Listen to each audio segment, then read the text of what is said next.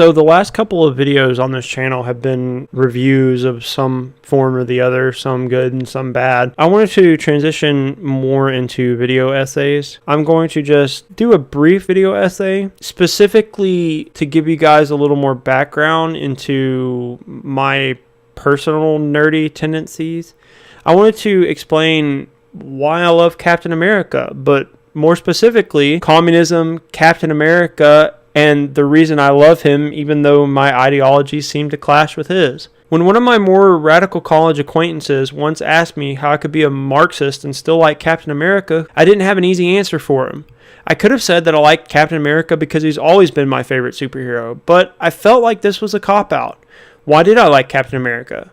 I was reading the older 60s era Marvel comics at the time. I absolutely loved the campiness of them, and it dawned on me. I finally figured out why I liked Captain America, even when he seemed to ideologically oppose what I believed. But first, let's dive into who Captain America is and what his specific ideologies are. Part 1.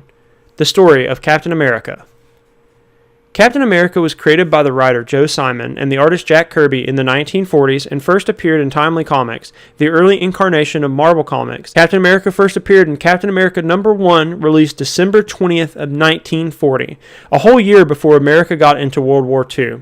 The famous cover of Captain America punching Adolf Hitler in the face was an inherent political statement that Joe Simon and Jack Kirby made. You see, both of them, being Jewish immigrants themselves and being repulsed by the Nazi movement, decided that they needed to make a statement. That's it. Pack up the bags. We're going home. I figured out why I like Captain America. He's the first member of Antifa. In all seriousness, though, I want to go deeper and find out what drew me to Captain America. You see that the irony of the story of Captain America, scrawny Jewish boy who becomes a hero, but he's also the idea that Adolf Hitler had in mind when he was talking about the perfect race. Captain America was a blonde-haired, blue-eyed super soldier who was turned into the peak of human perfection, and he waged war against the Nazis. Poetic justice if I've ever heard of it. But what about more of his history? Let's dive in. As said before, Cap was imbued with the peak of human potential to fight the Nazis in an experiment that the U.S. Army performed with the help of one Dr. Abraham Erskine, a German scientist who fled during the war.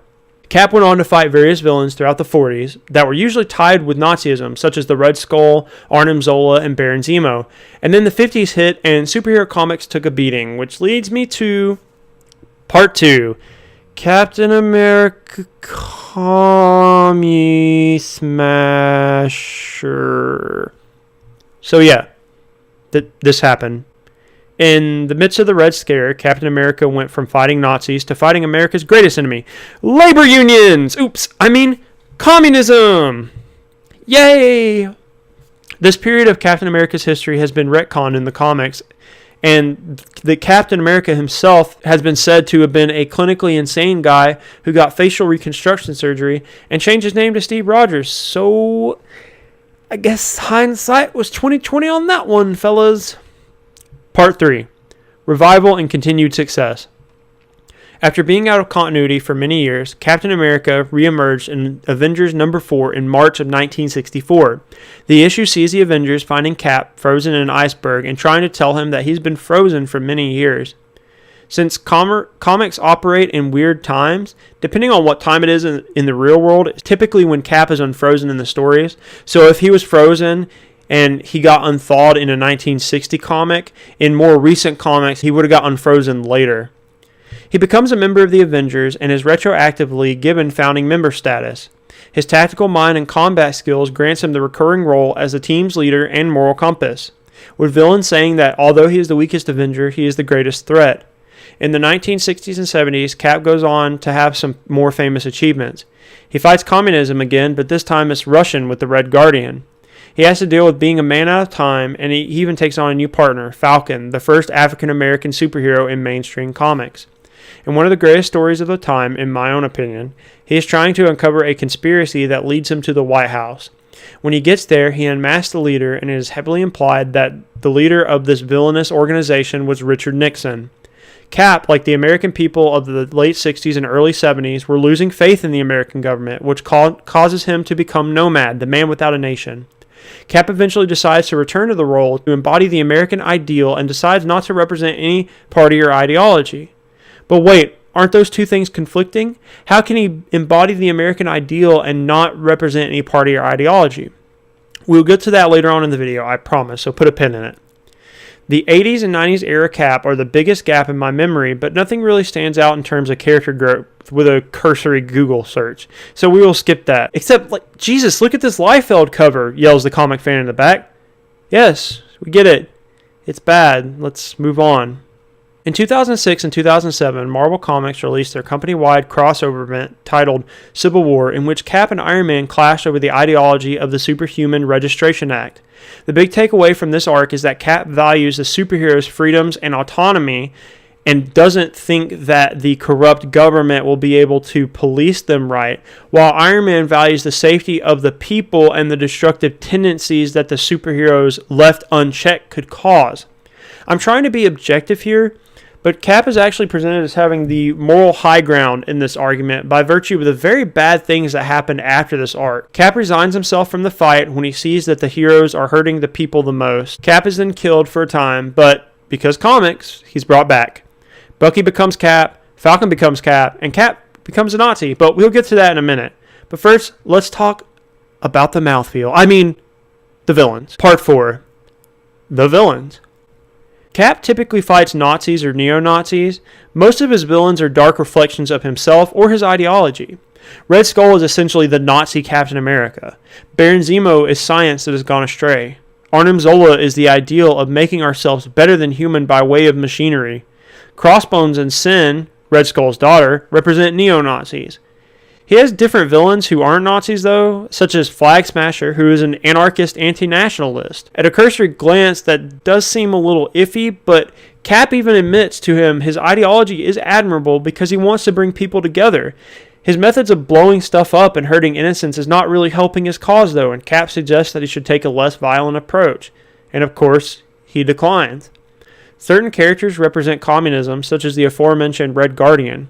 Communism isn't really brought up that much anymore, except for the occasional Russian villain who never really speaks his ideology, but instead cries generic death to America. One of my favorite villains is Nuke because he's the 70s era Captain America relating to the Vietnam, and he's pure patriotism and nationalism cranked up to 11. When Cap typically fights him, he questions who he is afterwards and the role of a national superhero. And then there's the Serpent Society, who are serpent people.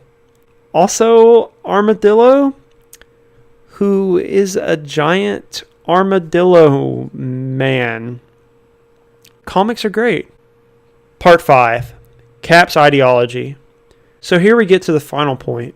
What even is Cap's ideology? Well, it's complicated. Cap writers typically steer clear of nailing Cap down to one political ideology or another, but here's what I've gathered in my readings of him. He's always there to help the weak and defend them from super beings. He helps society and protects them from tyranny from without and even within the United States. He seems to not care about the nationality of the people he helps. As stated in the first Avenger, he is critical of the government because of the numerous times it has failed the people in the past. He seems very progressive in his thoughts, especially being a white dude from the 40s, insofar as he doesn't really have a problem with other cultures or races, or at least he's never shown to have another problem. Cap wants to uphold the American idea. So this is where the point from earlier comes in. He doesn't want to uphold the American ideology, but he wants to uphold this utopian idea of America, where anyone can live and be free and happy, which is noble. But other than that, he hasn't outright express his viewpoints. In fact, multiple times Captain America seems to say that he won't express his viewpoints in politics because he thinks that it would divide the American people. Part 6. Okay, last point, I promise. In recent comic events, Cap was a Nazi because of the growing fears of Nazi ideology in America. The comic wasn't that great, but the idea behind it was. Even Cap, our hero who embodies the ideal America, was turned into a Nazi. What does that say about the threat of Nazi ideology in America today? So, the long explanation, but the reasons I love Captain America, even though at first it looks like our ideologies clash, is actually quite simple. He's a character that embodies the best of what we can be. He has this utopian idea of what the American dream can mean. He fights bullies of every category, and he doesn't let his patriotism blind him from the injustices of America. He's always ready to fight by the people's side and defend them from tyranny of any kind. He's courageous in the face of insurmountable odds. He has the idea of Hitler's perfect man punching Hitler in his Part 7. Too long, didn't read. I liked him since I was a kid, that's why. Thank you so much for watching. If you like this video, consider supporting me on Patreon. Follow me on Twitter. I usually get mad at Chicago sports. Or, if you want the very hot take that capitalism's pretty bad, follow me on there. Bye.